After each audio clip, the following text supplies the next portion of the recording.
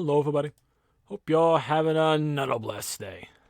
In today's video, we are back on Game of Wizard101 for yet another episode as I showcase to you guys basically now my gear setup for my level 180 maxed out Myth Wizard.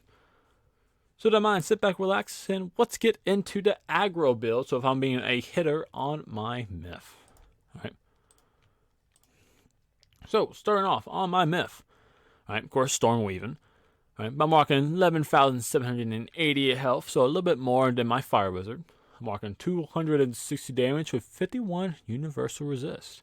We have high as heck accuracy, 40% accuracy. You know, I ain't fizzling. I ain't about that life. All right, so pretty solid there. In fact, honestly, let me just do some math real quick. Any of my spells 25 or less? All my spells 8. Hold up. What about the cook? I think maybe anything below 75? 75 or less? Oh, guys, we may be cooking in a second. Alrighty. Oh, yeah, we're going to cook in a bit.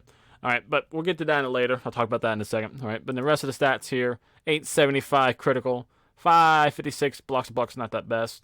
And, of course, that universal 50% pierce for Myth, so we always going to make sure we had that 50% pierce on all my accounts. And that 100% power pip because you know what it is. All right. Talk about the gear setup based on the Myth. You know the drill for all wizards. You're basically rocking that Abomination. So we got the Abomination hat, Abomination boots. We got the Abomination wand, the Abomination Aetham, the Abomination ring. We got the Abomination deck. And then you also know the setup. All right. We do have the 170 Damien robe, which you get from doing the Cabal raid, which you can also get it from the Mollybone Motos Pack Part 2, which you can get from the Crown Shop anytime you want.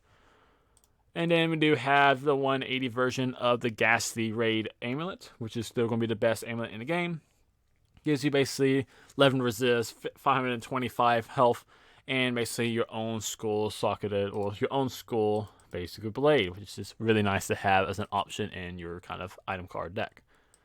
The pet we're rocking, King Isabella, because we're not rocking any of those Brontos, Stompos, Wobos. We don't care about it anymore.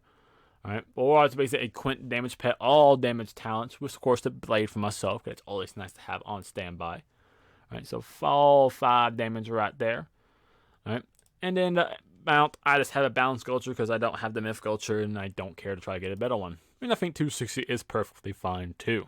Alright, gear setup, we're rocking here. Well, we got to basically some options for hits. You see something very similar on all my accounts. Basically, going to be rocking free hits in a frenzy with their own basic boost form, the epic. Right.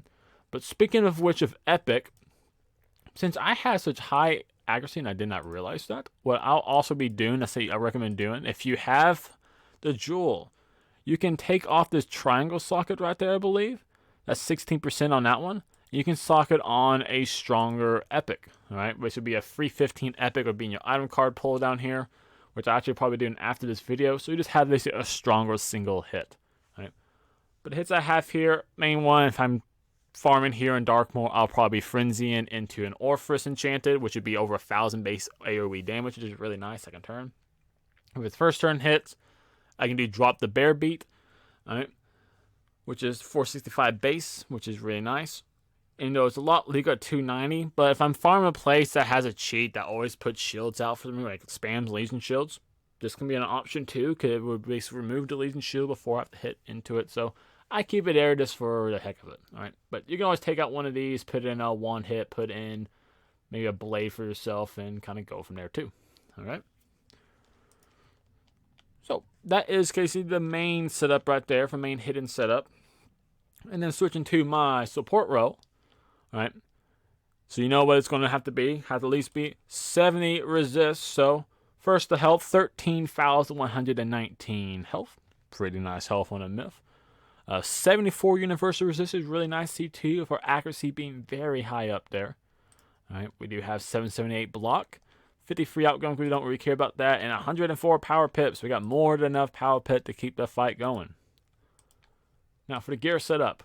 You know we got to rock that Dworgen Hood. That Mass Feint is never going to go away until they for some reason ban it. And if they ever ban this, I will shed multiple tears for it. Alright, rocking the Horus Robe. Alright, rocking the horse boots because a lot of, like, say, the aggro-based schools, be it Storm, Fire, and also Myth, they need both of these to be able to get high stats, at least high health. Alright. And then we'll walk the Abomination setup for the remainder of the stuff. Alright. And then the hide at the end for our deck for the extra health. Pet, you know the drill. It has to be some form of basically double resist, will cast Hex. And then on this pet, I got the Dark Tribute spell again. And then instead of getting like the Hex card I've been getting, I also got basically, I think it was Medic. Alright, so 8% outgoing heal. Not bad, you never know. Maybe I had to be a healer. You know, maybe I need to use my very useful. Let's find it. Where's my heal, my skull right here? Oh, maybe I can use Grindles and Mins and send this. Actually, that's really massive health right there. 1245 is actually a solid heal. Alright, it's like almost like a 1.5 of like a Satyr. Alright, but I could send one of those a hill too if I ever need to, for the heck of it. Or if for some reason I had like unicorns, which I think I do have a unicorn in the item card pool, right? I do. My base, I think that comes from either the boots or the robe. So could rock that too as a backup option, some decent heal. Right. And then for the deck setup, you kind of also know the drill. It's going to be that double feint strategy with a potent feint for one of them. We're going to have the sharpened blade for the storm blades we weaved into, which you can always swap it out if you need elementals or spirit blades for whatever school you're supporting.